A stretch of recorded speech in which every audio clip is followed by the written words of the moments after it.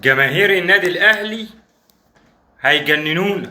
والله بكلمك بجد، النادي الاهلي وجماهيره في حتة، وجماهير نادي الزمالك او اي فريق تاني في حتة تانية خالص. واحد يقول لي خيري اصلي في ايه؟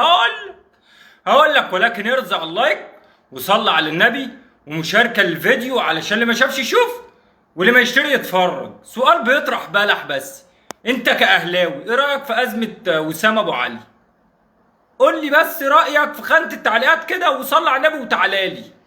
لك أن تتخيل إن وسام أبو علي هداف الدوري بقى. يعني شوف وسام أبو علي عامل إيه مع النادي الأهلي، وجماهير النادي الأهلي مخلياه في حتة تانية خالص، بغض النظر بقى عن الأداء والنتائج وإن اللعيب بص عالي جدا. ولكن شوف تعامل جماهير النادي الأهلي مع اللاعب. يقول لك إن وسام أبو علي عايز يمشي. يمشي. اصل في ايه؟ يمشي عادي. يمشي عادي في خراره.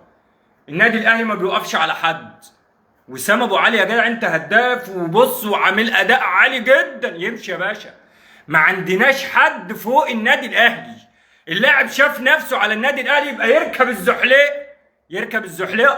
الزحليق في خرار عادي. والله العظيم اقسم بالله عاليات تانية خالص. يعني مش هتبيعه مثلا لباسي واجدد لوسام ولا اديله فلوس ولا كان. لا يا باشا، نو نو نو نو. عندنا احنا بقى لا، ده احنا نبيع لباسنا عادي ونجدد لساسي مفيش مشكلة. نبيع الحلق ما عندناش مشكلة. نبيع الحمارة مفيش اي مشكلة خالص. ونجدد للاعب يا جدع انت. وسام ابو علي بأدائه جماهير النادي الاهلي تقول لك في خرارة. هيجننونا يا جدعان. والله العظيم انتوا بتعملوا حاجات خاذقه للطبيعي يا جدع. انت بتحايل على ايه؟ نو نو نو نو. ما نتحايلش على حد يا اصل يا جدع انت. لا، ما عندناش حد فوق النادي الاهلي. هو جماهير النادي الاهلي مميزه في الحته دي بامانه.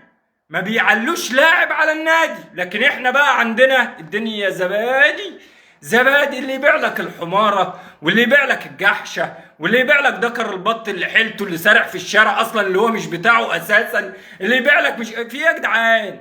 يا باشا احنا عندنا بص نخليك اللعيبه اساطير وفي حته تانية، في حين ان هم ما عندهمش ربع البطولات اللي عند اي لاعب ناشئ حتى او معدي من جنب سور النادي الاهلي.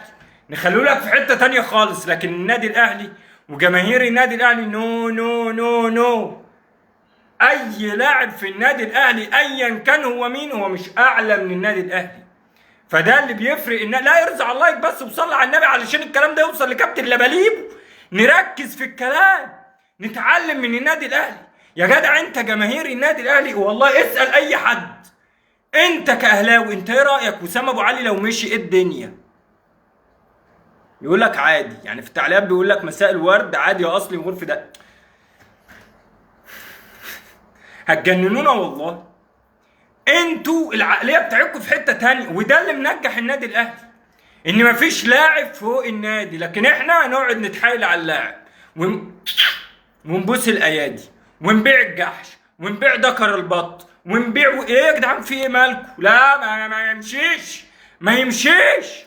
ناصر ماهر وناصر مش عارف مين وعبد الله السعيد وشيكابالا يا باشا. ده يا نهار ابيض دول في حته تانية خالص يا عم. انت بص على النادي الاهلي ولاعبين النادي الاهلي. وسام ابو علي النادي الاهلي عادي يا باشا. لو مشي مفيش اي مشكله. عندنا الاداره مفيش مشكله. وتلاقي الجماهير مسانده قرارات الاداره عادي. وتلاقي الجماهير مسانده كابتن محمد يوسف في قراراته عادي. ولو بطل كوره عادي يا باشا، عادي مفيش مشكله خالص. عند اي اهلاوي اساله كده وسام ابو علي يقول لك لا عادي. ما عندناش حد فوق النادي الاهلي. وده اللي بيميز النادي الاهلي عن اي نادي تاني.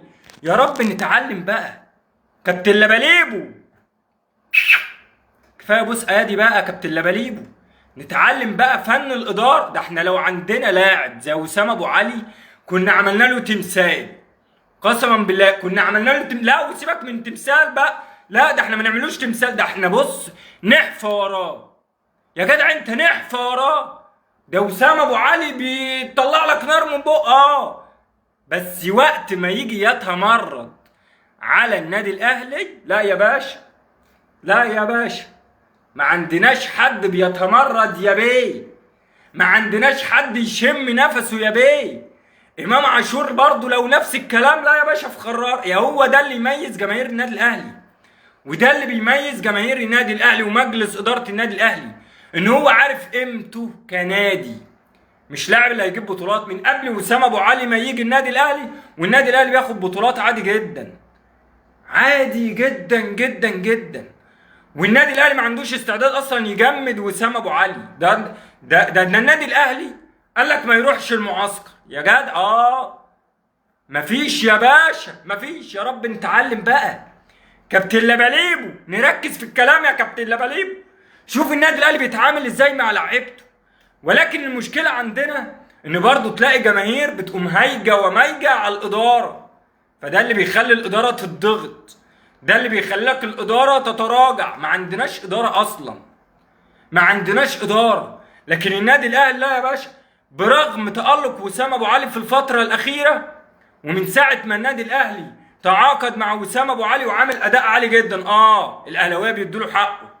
ولكن هتيجي بس ترفع مناخيرك على النادي الاهلي، تاخد على دماغك، تاخد على دماغك. بص بقول لك على حاجه بس، عشان اما اقول لك جماهير النادي الاهلي دي جماهير مرعبه قسما بالله، بتفتكرني بطبل لهم. لا تعالى لي بس هفهمك نقطه بسيطه جدا. وسام ابو علي قبل ما يجي للنادي الاهلي، وسائل التواصل الاجتماعي والسوشيال ميديا بتاعت وسام ابو علي على صفحاته بقى، على الفيس، على تويتر، على مش عارف ايه، كان لك ان تتخيل ان وسام ابو علي السوشيال ميديا بتاعته على الفيسبوك او على تويتر تقريبا كانت كام؟ كانت 30,000 متابع. لا ركز معايا، 30,000 متابع على صفحاته على السوشيال ميديا، ما تتخطاش كده. اول ما انضم للنادي الاهلي بقت صفحاته معديه المليون والمليون ونص. مجرد ما اسمه بس اتحط كده لاعب في النادي الاهلي، بقى في حته تانيه وتالته خالص. لكن انت بص بس، انا بديك نبذه عن جماهير النادي الاهلي، ان هي في ايدها تعلي اي لاعب وتنزل اي لاعب على السكه مرعبين يا جدعان، والله مرعبين فعلا، مرعبين. يعني انت متخيل ان لاعب يجي لك 30,000 متابع، اللي هو اي حد على السوشيال ميديا صفحاته مثلا على الفيسبوك بتعدي ال 30 وال 40 وال 100 وال 200,000، لكن ده سلام عليكم داخل 30,000 متابع، وصل لمليون ونص. انت متخيل بس انت وصل في قد ايه؟ يعني بقى حتى لما جم يعلوا وسام ابو علي قال لك عيب يا جماعه، عيب يبقى لاعب في النادي الاهلي وصفحته 30,000 متابع. تخيل ان الصفحه رفعت لمليون ونص في خلال قد ايه؟ 48 ساعه، يومين. انت متخيل الوضع؟ لا والله مرعبين اقسم بالله، انا بكلمك بصراحه. فجماهير النادي الاهلي تيجي تبص لها دلوقتي على موضوع وسام ابو علي، تلاقي المعظم يقول لك في خراره. لكن احنا نتحايل نبيع لباس ده ونجدد مش عارف مين ونبيع الجحشه استقيموا يرحمكم الله بقى، استقيموا. ويا ريت نتعلم من النادي الاهلي وجماهير النادي الاهلي، حرفيا هي اللي مخليه النادي الاهلي في المكانه دي. سلام عليكم، سلام عليكم، ويا رب نتعلم بقى كابتن لباليبو، كابتن لباليبو، سلام عليكم.